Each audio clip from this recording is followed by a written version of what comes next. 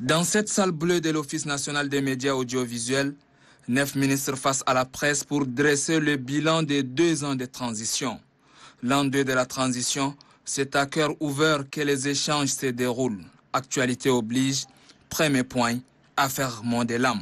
Le premier conflit, ça a été également au niveau du canton Bessao, du village Bessao.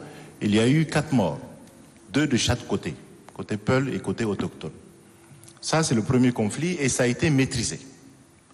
Le deuxième conflit, et qui a appelé cette réunion de sécurité autour du chef de l'État, c'est maintenant des hommes armés qui ont intervenu, qui ont franchi la frontière à partir de la RCA et qui sont venus le lendemain à ce village Bessao, qui ont donc commis des meurtres, 3 décès, 9 blessés et ont emporté le bétail.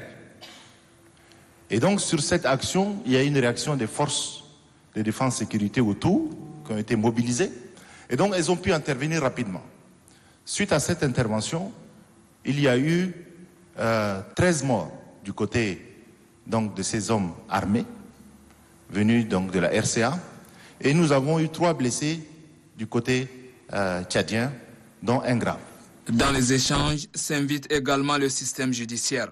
Son inefficacité, selon la presse, fait douter de son existence. Et le garde des Sceaux répond.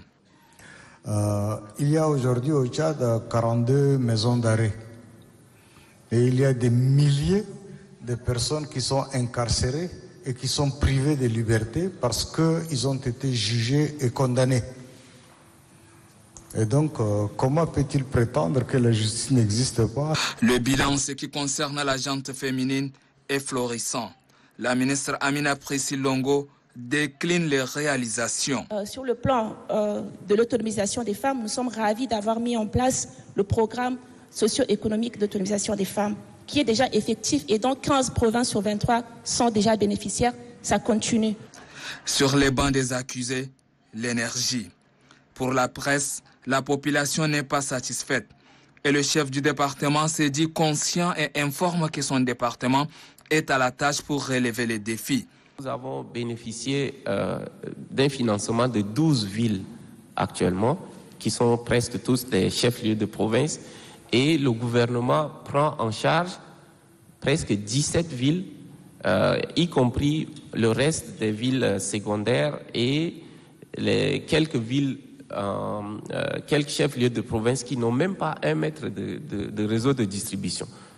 Et tout ceci, comme je vous l'explique, c'est dans l'immédiat.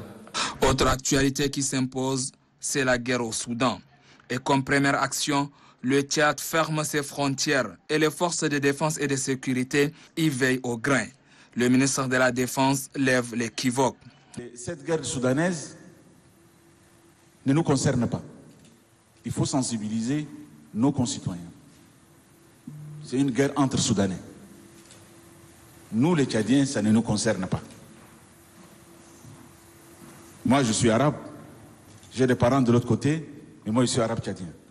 C'est un véritable face-à-face presse-gouvernement auquel sont passés en revue plusieurs sujets. Et même si tout n'est pas rose, le pays est en bonne voie pour le retour à l'ordre constitutionnel.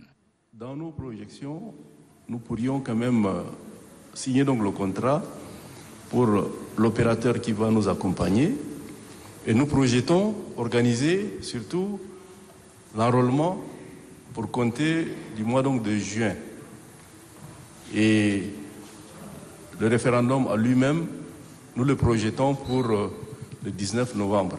La transition tchadienne est en marche. Elle est un modèle selon le ministre secrétaire général du gouvernement.